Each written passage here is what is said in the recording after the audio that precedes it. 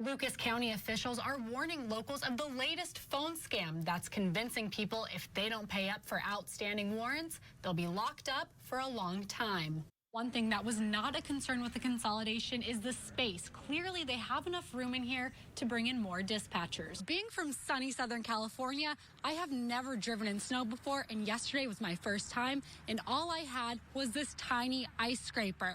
Volunteers spent their last day of their holiday weekend building bikes to give children across Toledo a better Christmas. It comes in small canisters like this, and all you have to do is place the nozzle up the nose and press up. And as the strike enters a fifth week, it's getting cold and it's getting windy. So strikers say donations that will keep them warm, like firewood, is always appreciated. For the past 4 Veterans Days, Dr. Stefano has offered free dental services for veterans. And for some, it's their only chance at an affordable checkup. Farmers at Erie Orchard said that they had a small window of time during our wet and rainy spring to plant their pumpkins for this Halloween season. Kaylee, from the outside, this looks like a pretty normal Christmas kiosk, but just a few hours ago, nearly a dozen families were waiting to actually get inside here.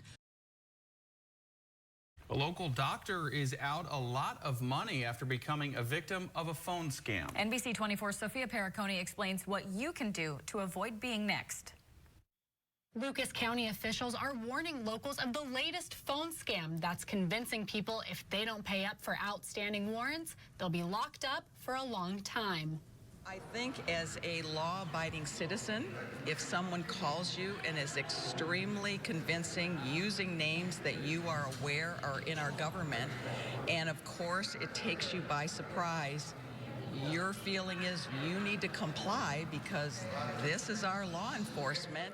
Dr. Constance Cashin was home on Saturday when she got a call from someone claiming to be the Lucas County Clerk of Courts. They had all this information about apparent warrants and not, showing up for federal jury duty. And again, to someone like myself, I couldn't even remember doing something like that. But it was enough to convince Dr. Cashin that she had to pay up.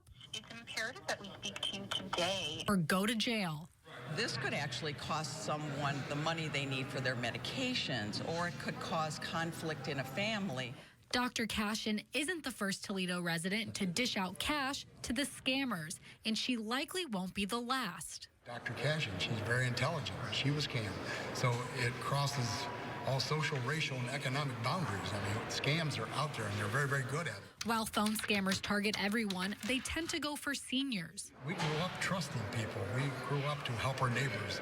And so much trust is there that they feel that when they get a call from a young voice and they say that's their grandson, and they believe it. They believe that it's Jimmy and that they will send money to get Jimmy out of jail. If you do get a scamming call, hang up immediately and never give any personal information over the phone.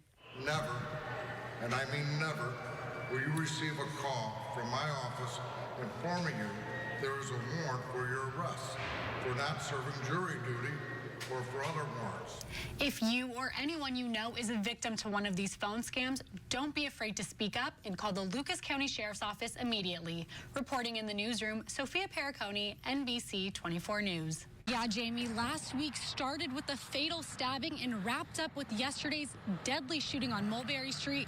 Those neighbors are now saying it's time for change. Upon arrival, they found one victim lying in the street.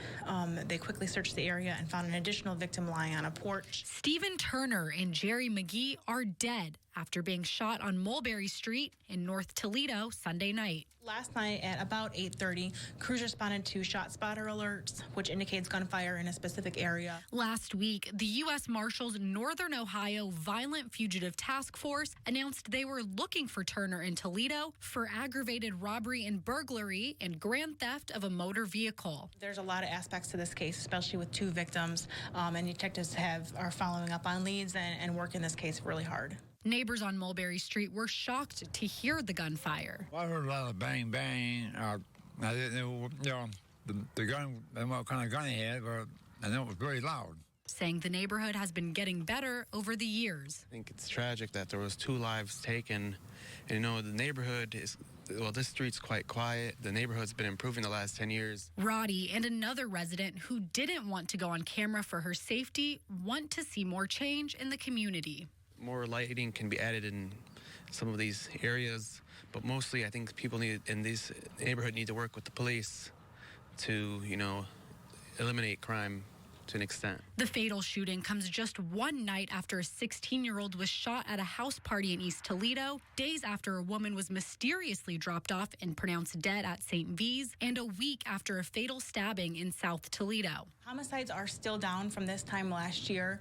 This has just been a heartbreaking and unfortunate, doesn't even cut it, a heartbreaking month in the city of Toledo. So far, there have been 31 homicides this year. At this time last year, there were 38. But police say you should still be alert at all times. If you see something, say something. Please call the police if you feel anything is not normal in your neighborhood, or if you see somebody or a vehicle or something that you think is not right.